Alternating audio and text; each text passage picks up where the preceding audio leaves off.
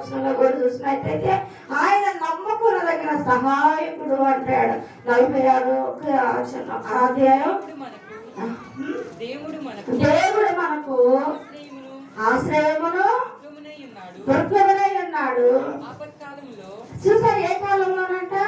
ఆపత్కాలంలో నమ్ముకొనదగిన సహాయకుడై ఉన్నాడంట. హల్లెలూయా. ఆపత్కాలంలో కూడా పిల్లలు మనకు ఒక ఆపదలో ఇప్పుడు ఆశ్రయపురం అక్కడ పాత నిబంధనలో వాళ్ళ మీద ఒక ఆపద వచ్చినప్పుడు వాళ్ళు ఏ విధంగా ఆశ్రయపురాన్ని వెంటనే ఆశ్రయించేవాళ్ళు పిల్లలు. అట్లా ఆపత్కాలంలో కూడా మనకి ఏదైనా ఒక ఆపద సడన్ గా ఒక ఆపద వచ్చినప్పుడు కూడా ఆయన ఎలాంటి దేవుడు అంట?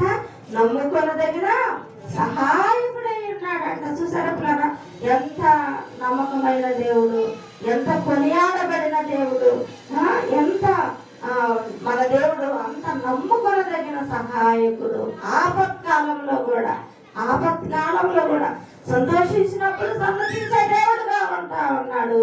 ఆపత్కాలంలో కూడా నమ్ముకొనదగిన సహాయకుడుగా ఉంటా ఉన్నాడు. పిల్లారా, మొదపెట్టే ఆశ్రయపురముగా ఆయన ఉంటా ఉన్నాడు.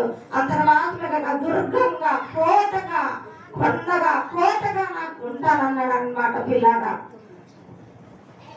సమస్త జీవులకు నీవే జీవాధారివి యేసయ్యా.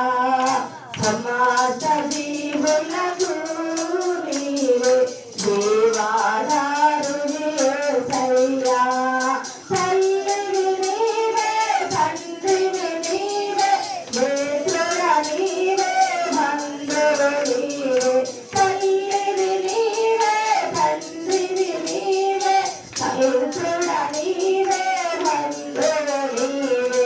కొండ నీవే యేసయ్యా, కోట నీవే యేసయ్యా.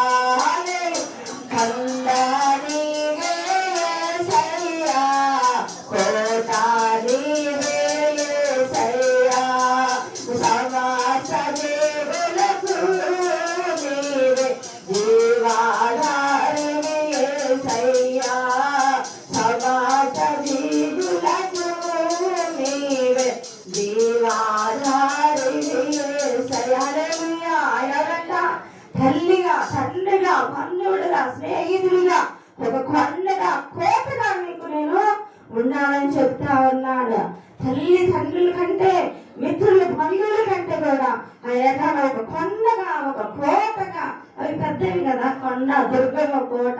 దుర్గమ్మ అంటే ఒక కొండ, కొండగా ఆయన మనకి తోడుగా ఉంటాడన్నాడు కదా. ఆపత్కాలంలో ఆయన ఎలాంటి వాడంట? నమ్మకొనదగిన సహాయకుడుగా ఉంటాడు అంటున్నారా. నమ్మకొనదగిన మొదపెట్టే ఆశ్రయపురముగా, ఆపత్కాలంలో నమ్మకొనదగిన సహాయకుడుగా, సన్నతించే దేవుడుగా ఆయన మనకి కంటాడు. 17 కూడా చెప్పారు. 17 కూడా ఆయన నమ్ముకోదగిన ఆశ్రయముగా మీకు ఉన్నాడండి. 17 అధ్యాయం 17. చూసారా, ఆయన నమ్ముకోవటమే ఒక ధన్యత. హల్లెలూయా. ఆయన నమ్ముకోవటమే ఒక ధన్యత. యెహోవాను చదువమ్మా. చూసాడు, యెహోవాను నమ్ముకున్నవాడు ధన్యుడు. యెహోవా వారికి ఆశ్రయముగా ఉండును. అంతేనండి. కాబట్టి ఆయన నమ్ముకోవటమే ఒక ధన్యత మనల్ని. ఇంకొక వాక్యం రాయబడి ఉంటది, యెహోవా దేవుడుగా గల జనులు ధన్యులు అని రాయబడి ఉంటది. యెహోవా దేవుడుగా గల జనులు ధన్యులు అంటామన్నాడు. ఇక్కడ ఏమంటున్నాడు? యెహోవాను ఆశ్రయించేవారు ధన్యుడు. తర్వాత యెహోవాను నమ్ముకున్నవాడు ధన్యుడు, ఆయనే ఆశ్రయముగా ఉన్నాడు. పిల్లరా, ఆయన నమ్ముకోవటం ఒక మనకు ధన్యతగా ఉంది. పిల్లరా, ధన్యతలు చాలా ఉన్నాయి కదా. ఆత్మ విషయమై దీనులైన వారు ధన్యులు, పరలోక రాజ్యము వారిది. హృదయశుద్ధి గల వారు ధన్యులు, వారు దేవుని చూచెదరు. ఎన్నో ఉంది కదా. సమాధానపరచు వారు ధన్యులు, వారు సమాధానపరచు దేవుని కుమారులు అనబడదురు అంటారు. కనికరము కలిగిన వారు ధన్యులు, వారు కనికరము పొందుదురు. నీతి నిమిత్తం హింసించబడి హింసించబడేవారు ధన్యులు, దేవుని రాజ్యము వారిది అంటాడు. హింసించబడేవారు ధన్యులు, వారు కూడా దేవుని రాజ్యాన్ని స్వతంత్రించు. ఇట్లాగా మరి నవధన్యతలు కూడా మనకి ఉంటా ఉన్నాయి అన్నమాట. ఇన్ని ధన్యతలు కాబట్టి యెహోవాను నమ్ముకోవడం ఒక ధన్యత అయితే ఆయనే మనకు ఆయన ఆశ్రయముగా కూడా మనకి ఉంటా ఉన్నారు. ఇంకా ధన్యతలు ఇంకా ఉన్నాయి. ప్రకటన గ్రంథంలో కూడా ధన్యతల గురించి ఈ యొక్క ప్రవచన వాక్యం అంటే ఈ యొక్క గ్రంథంలో ఉన్న ప్రవచన వాక్యం అంతా నమ్మవారు ధన్యులు, వాటిని గైకొని వాటిని అనుసరించి వారు కూడా ధన్యులు అని చూడండి. ప్రకటన 1వ అధ్యాయంలోనే ఉంటుంది అన్నమాట. ఈ ప్రవచన వాక్యం అంతా కూడా నమ్మి గైకొని వాటిని అనుసరించే వాళ్ళు ధన్యులు అని వ్రాయబడ చదవండి. ప్రకటన గ్రంథం 1వ అధ్యాయంలో 3వ వచనంలో ఉంటారు. కనుక ఈ ప్రవచన వాక్యములు చదవడం మాత్రమే కాదు, వాటిని వినాలి. ఇందులో వ్రాయబడిన సంగతులను గైకొనువాడు కేవలం చదవడం కాదు, ఈ ప్రవచన వాక్యములను చదివి మరి విని వాటి ప్రకారము గైకొనాలి. అది అసలైన పాయింట్. చదవటం ఎన్నో చదువుతాం మనం, న్యూస్ పేపర్లు చదువుతాం, సీరియల్స్, కథలు, వీక్లీ పేపర్స్ చదువుతా ఉంటాం, సీరియల్స్ చదువుతా ఉంటాం, ఎన్నో డిటెక్టివ్ నావెల్స్ చదువుతా ఉంటాం, బుక్స్ ఎన్నో ఉంటాయి. పిల్లాడలో రీతిగా చాలా బుక్స్ ఉంటాయి. విడిగా ఎన్నో బుక్స్ ఉంటాయి పిల్లాడ. చారిత్రాత్మకంగా కానీ జనరల్ నాలెడ్జ్ బుక్స్ కానీ ఎన్నో బుక్స్ ఉంటాయి పిల్లాడ. అవి చదువుతాము. అయితే జీవ గ్రంథాన్ని చదువుతాము. అవి చదివడం పాటు ఇది చదివి ఏం చేయాలంట, దీన్ని దాని ప్రకారము గై కొనాలంట. గై కొనువాడు మాత్రమే ధన్యులు. ఈ ప్రవచన వాక్యములన్నీ కూడా చదివి విని వాటిని గై కొనువారు మాత్రమే ధన్యులు. పిల్లరా, ఆయన నమ్ముకోవడం ధన్యులు, ఆయన యెహోవాను నమ్ముకోవడం ధన్యులు, నమ్మిన వారు ధన్యులు. వాటినన్నింటినీ ప్రవచన వాక్యం అంతా చదివి గైకున్నారు వారు కూడా ధన్యులు. ఎంతో ధన్యులు మనం అన్నమాట. ఎన్నో సార్లు ధన్యతల గురించి వ్రాయబడి ఉన్నది పిల్లరా. కాబట్టి మనము మనం ఎన్ని చెప్పుకున్నాము, ఆయనకు మొరపెట్టుకోవాలి. ఆశ్రయపరమైన ఆయనకి, ఆయనే మనకు ఆశ్రయపడము, ఆయనే మనకు ఆశ్రయపడము.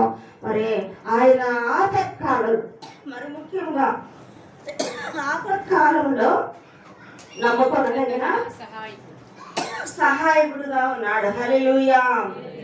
ఆపత్కాలంలో పిల్లలు మనకు ఆపదప్పుడే కదా నలుగురు ఉండాల్సింది. సహజంగా ఏంటంటే మనకి ఏదైనా కష్టం వచ్చినప్పుడు, బాధ వచ్చినప్పుడు, ఏదైనా ఆపద వచ్చినప్పుడే మనకు నలుగురు మన పక్కన ఉండాలి అనుకుంటా ఉన్నాం. అట్లాగనే ఆపత్కాలంలో కూడా ఆయన ఎంతో నమ్ముకొనదగిన సహాయకుడుగా ఉంటా ఉన్నాడు. ఒకవేళ పిల్లరా ఈ మనుషులన్నా మాట దొక్కుతారు, ఇదిగో నీకు నేను తోడుగా ఉంటాను, అండగా ఉంటాను, నీ పక్కనే ఉంటాను, నీకు రైట్ హ్యాండ్ గా ఉంటాను, నీ ముందే ఉంటాను, నీ ప్రాణం నా ప్రాణం అడ్డువేస్తాను అని చెప్పి మాట ఇచ్చిన వాళ్ళు మనుషులు ఉంటారు. కానీ మాట ఇచ్చి మాట తప్పుతారే మనుషులు తప్పుతారేమో కానీ దేవుడు అంటున్నాడు ఆయన మాట తప్పుటకు నరమాత్రుడు కాదు, అబద్ధ మాటకు ఆయన నరమాత్రుడు కాదు, మాట తప్పుటకు ఆయన మనుషుడు కాదు పిల్లారా. ఆయన దేవుడై ఉన్నాడు, మాట ఇచ్చి నెరవేర్చే దేవుడు పిల్లారా. ఆయన భూమి ఆకాశమైనా గతించిదేమో కానీ పిల్లారా, ధర్మశాస్త్రంలో ఉన్న మాటలు అంటే సున్నా కానీ పొల్లు కానీ కూడా పోయమంట పిల్లారా. కాబట్టి అంత చక్కగా దేవుడు మనకు మాట ఇచ్చి నెరవేర్చే దేవుడు అన్నాడు. నీకు వాగ్దానం ఇచ్చాడంటే ఆ వాగ్దానం కొరకు ఎత్తి పట్టుకో, నువ్వు ప్రార్థన చేసినట్లయితే ఆ వాగ్దానం నీ జీవితంలో దేవుడు నెరవేరుస్తాడు అన్నమాట. మరి నాకు ప్రభులుగా చెప్పింది చాలా చక్కగా, నాకు అది ఆ వాగ్దానం తనకి ఇచ్చింది నెరవేర్చినప్పుడు తన సాక్ష్యం చక్కగా చెప్పింది అనమాట. ఈ సరిహద్దులలో నేను సమాధానం కలుగు చేస్తాను, మంచి గోధుమలతో నేను తృప్తిపరుస్తాను. ఆ వాగ్దానం తన జీవితంలో నెరవేర్చినట్లుగా, తనకు వెంటనే దేవుడు ఒక జాబునిచ్చి తన యొక్క తృప్తిపరిచినట్లుగా అంటే కాబట్టి అట్లా మరి ఆయన మాట ఇచ్చి, మాట అంటే ఆ వాగ్దానాన్ని ఇచ్చి ఆయన ఏం చేసేవాడు, నెరవేర్చే దేవుడు ఇలా ఉన్నాడు పిల్లరా, మాట ఇచ్చి నెరవేర్చున్నారు.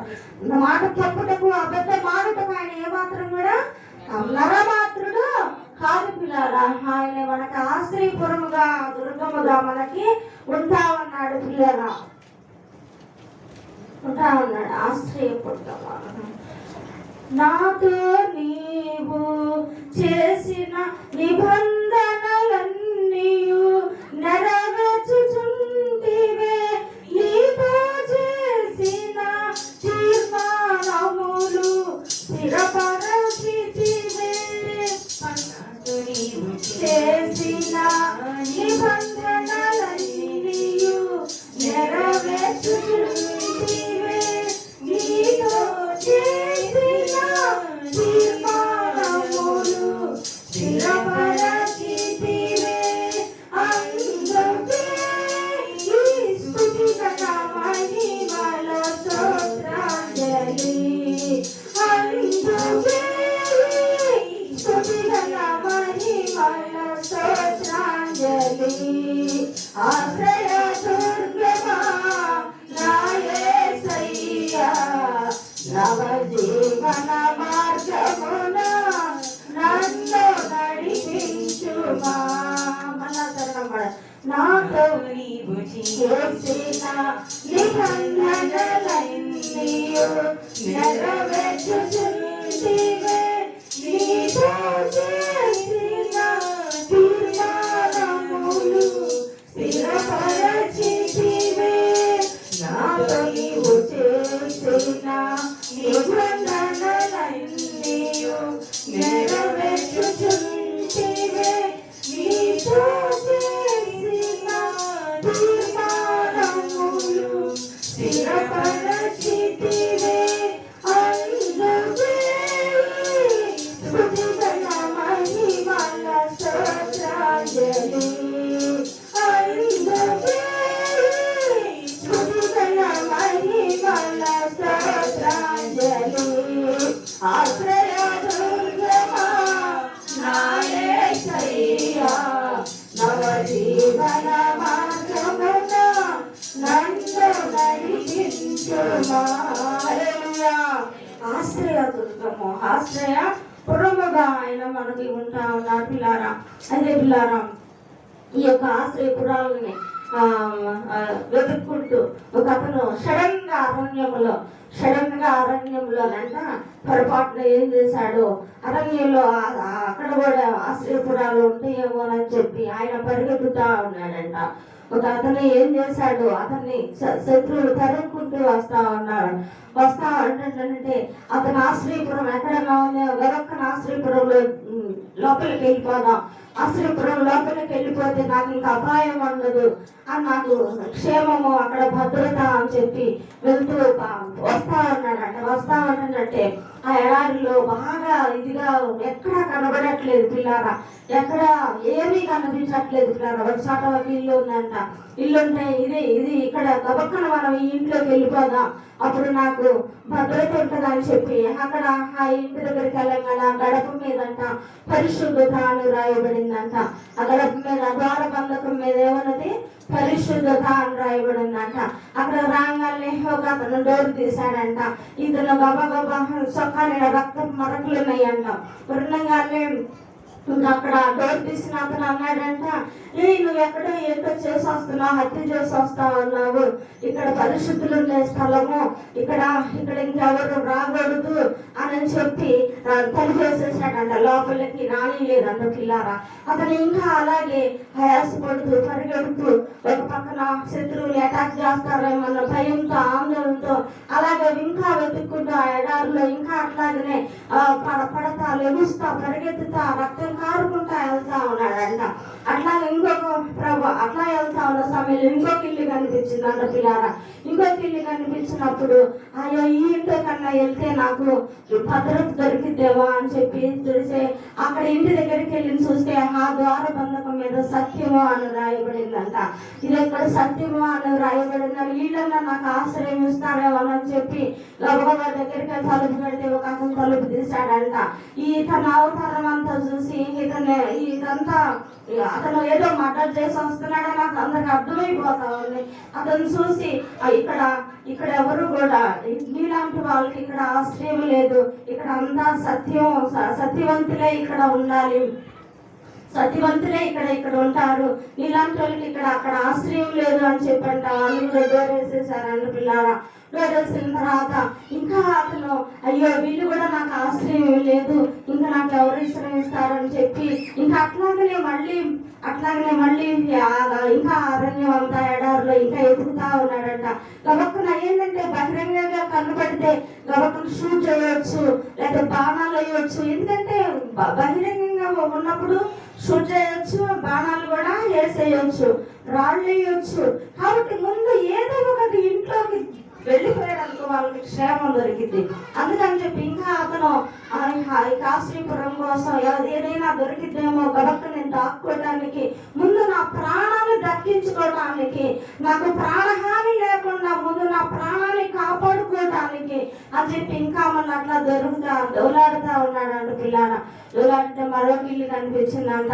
ఆయన దగ్గరికి వచ్చాడంట. ఆయన దగ్గరికి రాగానే ఇంకా అక్కడ కూడా పిల్లరా ఆ ద్వార బంధకం మీద ఉందంట నీతి అని రాయబడి ఉందంట.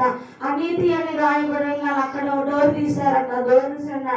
అక్కడ అతను అన్నారంట, హే అసలు ఇతను చింపిరి అవతారం ఇదంతా చూసి అంతా కూడా అతని అవతారం అంతా చూసి ఇక్కడ ఇలాంటి వాళ్ళు ఉండే ప్లేస్ కాదు, ఇక్కడ ఇదంతా నీతి మంతులు ఉండే ప్లేస్, ఇక్కడ నేను ఎవరు చేర్చుకోరు, ఇక్కడంతా నీతి మంతులు ఉంటారు కాబట్టి అని చెప్పి చేర్చుకోకుండా డోర్ వేయడం జరిగిందంట పిల్లారా. అలాగే డోర్ వేస్తే మూడు ఇళ్ళల్లోకి వెళ్ళారు. ఒకటి పరిశుద్ధత అని రాయబడింది, వాళ్ళు త్రోసివేశారు, చేర్చుకోలేదు. రెండోది సత్యం అనేది రాయబడింది, వాళ్ళు చేర్చుకోలేదు, వాళ్ళు త్రోసివేశారు. మూడోది నీతిమంతులు అని నీతి అని రాయబడింది, ఆ గృహంలో చేర్చుకోలేదు. ఇలా ఇంకా అతను చాలా బాధపడుతూ ఏడుస్తూ మూలుగుతూ గాయాలయ్యే తనకి కూడా ఒక రకంగా అతను ఇంకా పరిగెత్తుతా ఉన్నాడు. ఇంకా శత్రులు అటాక్ చేస్తారేమన్నా అంతగా పరిగెత్తుతూ ఇంకా ఎవరైనా దొరికిద్దేమో, ఇంకేదన్నా ఇల్లు ఉందా, నా మీద జాలైనా పడతారేమో, నా మీద నేనున్న స్థితిని చూసి జాలు పడతారేమో, ఎవరైనా దయ చూపించకపోరా, ఎవరైనా కనీసం కరుణ చూపించకపోరా, కనీసము సాటి మానవుడిని కదా నేను, మానవ హృదయంతో తోటి మానవుడిగా నాకు ఎవరైనా ఆశ్రయం ఇవ్వకపోతారా, ఎవరైనా నా మీద జాలి కనికరం చూపించకపోతారా అని చెప్పి ఇంకా ఎదుగుతూ ఉన్నాడు అన్న పిల్లారా. ఇంకా ఎదుగుతా ఉన్నట్టే ఇంకొక ఇల్లు కనపడింది అన్న పిల్లారా. ఇంకొక ఇల్లు కనపడితే అక్కడ కృప అని ఉందంట. హల్లెలూయా హల్లెలూయా. కృప అతను కృప అని రాసిందంట. ఆ కృప అని రాసింగానే అతను డోర్ తీసాడంట. ఇది కృప పని లేవు అని చెప్పి ఆ యొక్క అతనంట డోర్ తీసి వెంటనే అతన్ని చెవ తీశాడంట. కృప అంటే కృప అయినా యేసు అన్నమాట. ఆయన కనికరం చూపించాడు, ఆయన కృప చూపించాడు. కృపా సత్య సంపూర్ణుడుగా ఆయన ఈ లోకంలోకి వచ్చాడు పిల్లారా. కృప ఈ లోకం అంతా ఏం చెప్తుంది, దుష్ట శిక్షణ శిష్ట రక్షణ అని చెప్తా ఉంది. అంటే దుష్టులకి శిక్ష వేయాలి, మరి మంచి వాళ్ళకి రక్షణ అని చెప్పి చెప్తా ఉంది. అయితే ఇక్కడ కృప అని రాయబడింది పిల్లరా. ఆ కృప అనే ఇంట్లోకి మరి ఇతన్ని చేర్చుకోవడం, ఆశ్రయం ఇవ్వడం, ఆశ్రయంలో ఇతన్ని చేర్చుకున్నారు పిల్లరా. అతను సేవ అయ్యాడు, అతనికి భద్రత కలిగింది, ఆయనకు రక్షణ కలిగింది, ఆయనకి క్షేమం అనేది కలిగింది పిల్లారా. కాబట్టి మన దేవుడు కృపా సత్య సంపూర్ణుడిగా ఈ లోకానికి వచ్చాడు. యోహాను సువార్త 14వ అధ్యాయంలో 14 వచనంలో చూసినట్లయితే ఆ వాక్యము శరీరధారి కృపా సత్య సంపూర్ణుడిగా ఈ లోకానికి వచ్చారని చెప్పి చూడండి. ఆ వాక్యము శరీరధారి అయి కృపా సత్య సంపూర్ణుడిగా మన మధ్య నివసించిన హల్లెలూయా. కృప దేవుడు పిల్లారా, ప్రభువైన యేసుక్రీస్తు వారు నీకు కృప నీ మీద కృప ఉంచాడు. కృప ఉంచి పిల్లారా, ఆయన కృపను అనుగ్రహించి ఆయనే ఆ యొక్క వాక్యమే శరీరధారి అయి కృపా దశ సంపూర్ణుడిగా మన మధ్య నివసించాడు. ప్రవేశించడానికి వచ్చి ఉన్నాడు పిల్లారా.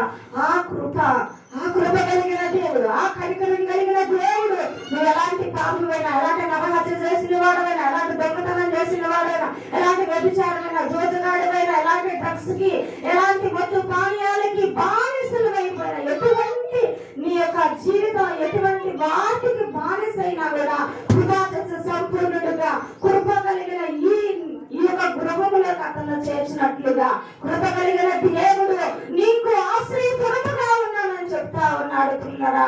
కృప అయిన దేవుడు నీకు ఆశ్రయపురముగా ఉంది. ఎవరు ఇవ్వలేని రక్షణ, ఎవరు ఇవ్వలేని భద్రత, ఎవరు ఇవ్వలేని క్షేమమును ఆయన అనుగ్రహిస్తానన్నాడు. హల్లెలూయా. కృపామయుడా